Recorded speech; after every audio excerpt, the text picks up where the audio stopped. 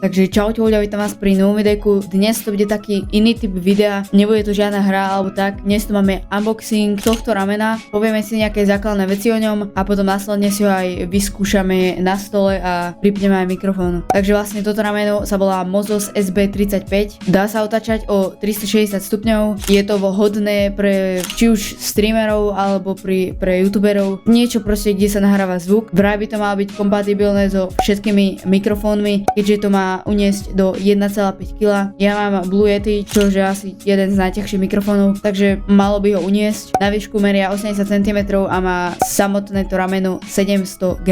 Ešte by som chcel dodať, že toto rameno som objednával za Alzi, došlo mi to nejak za jeden deň a stálo ma to iba 20 €. Takže zatiaľ si myslím, že to je najlepšie rameno. Uvidíme, aké to bude, keď ho pripevníme na stôl a ak dáme následne k tomu ten mikrofón. Teraz vám tu ukážem nejaké zábery, ako mi to prišlo a potom ideme si to nainštalovať na stôl.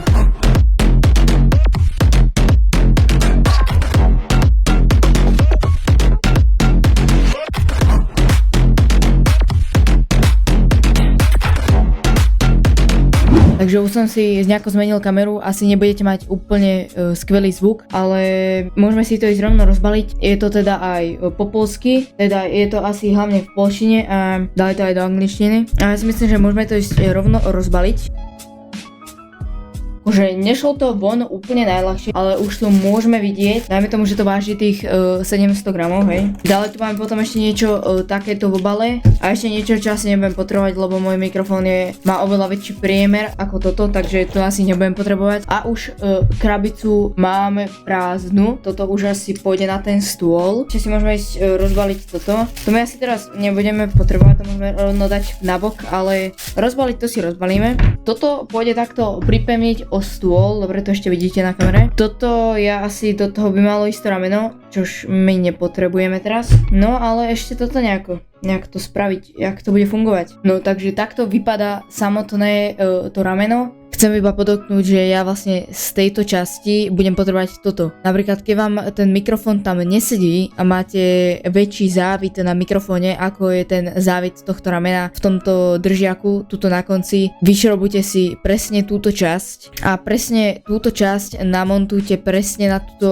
na túto striebornú tyčku. Takže vlastne túto jednu stranu namontujem na túto striebornú tyč a samotný ten mikrofón namontujem do tohto spodného zase. No takže súbory, ktoré som mal natočené, tak bohužiaľ sa mi vymazali, ale vlastne skladali sme tam celé toto rameno iba bez toho mikrofónu. Mikrofón mám natočený, ak sme tam dávali všetko toto. Tento držak teda ja nebudem potrebovať, keďže mne sa tam ten mikrofón nezmestí, takže ten môžeme dať rovno preč. Vlastne toto sme si iba pripevnili k stolu, utiahli to a celé to rameno sme tuto vložili, presne do tohto sme ho takto vložili a zobrali sme túto skrutku, ktorou sme to takto, no proste zašrobovali, hej. A potom sme si ho nejako upravili podľa vlastného tvaru. No a jak sme montovali mikrofón, jak sme robili všetko toto ostatné, tak to už práve teraz uvidíte. Ale inak toto rameno akože fakt je dosť kvalitné,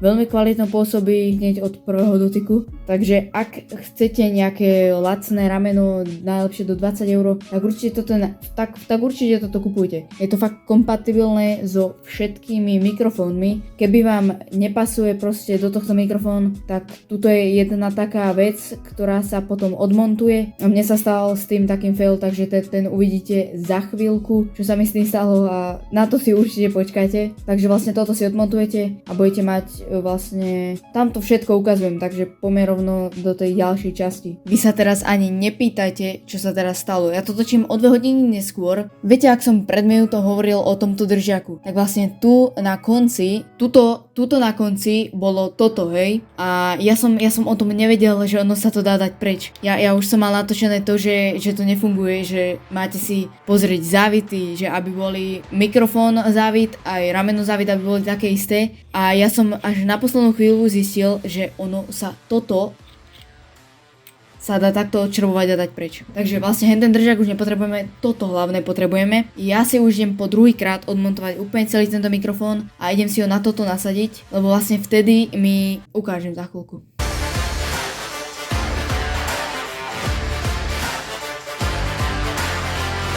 No takže už to máme odšrobované, aspoň tento mobil mi môže slúžiť ako taký náhradný mikrofón, teda ten stojan. Takže už som si následne odšroboval mikrofón, môžem to rovno ísť pripnúť k tomuto. No a problém bol v tom, že vlastne vidíte tuto, tento priemer mi nesedel s priemerom týmto. Takže ja som to proste takto si myslel, že to tam nefunguje, že to tam proste nejde dať. Ale ja som sa mýlil. Celé to bolo v tomto. Hej. Takže ak náhodou máte Blue Yeti, tak spravte toto, čo som teraz spravil ja a nenechajte sa nachytať. Takže už som to tam nejako dal a teraz to môžeme rovno ísť dať presne na toto. Takže už to tu máme našrobané, teraz to môžete vidieť takto z vrchu. No takže už to tu nejako máme nachystané. Už to teraz nejako nebudem meniť, ja to potom nejako zmením, úplne nejak si to upravím, lebo zase musím si to nasmerovať tak, aby mňa bolo dobre počuť klávesnicu, nie, a to ešte treba nejako naštelovať. Ja to potom ešte aj nejako zapojím, pravdepodobne máte neúplne kvalitný zvuk. No takže ja už to mám všetko túto krásne takto hotové, takto to môžete vidieť, ak to vlastne vyzerá. Dal som si to na druhú stranu, keby sa náhodou pýtate, že či to je pevné, tak áno, je to pevné, stačí to potom úplne toto dotiahnuť, potom som si tu dal nejaký kábel takto provizorne, potom toto stačí utiahnuť, aby sa nehýbalo toto rameno. Toto sa dá zase utiahnuť týmto, že či ten mikrofón má udržať takto, lebo keď to nebude utiahnuté, tak vám to vždy padne dole. Takže je to úplne pevné, zatiaľ som s tým dosť spokojný, môžem si to takto ľahko smerovať hore dole, ale ja si myslím, že z tohto videa už by to mohlo byť všetko, takže ďakujem ti veľmi pekne, že si toto videjko dopozeral až do konca. Ak sa ti toto videjko páčilo, tak daj určite like, daj odber, ak to už nemáš a my sa uvidíme ďalšie videjka, tak zatiaľ čaute.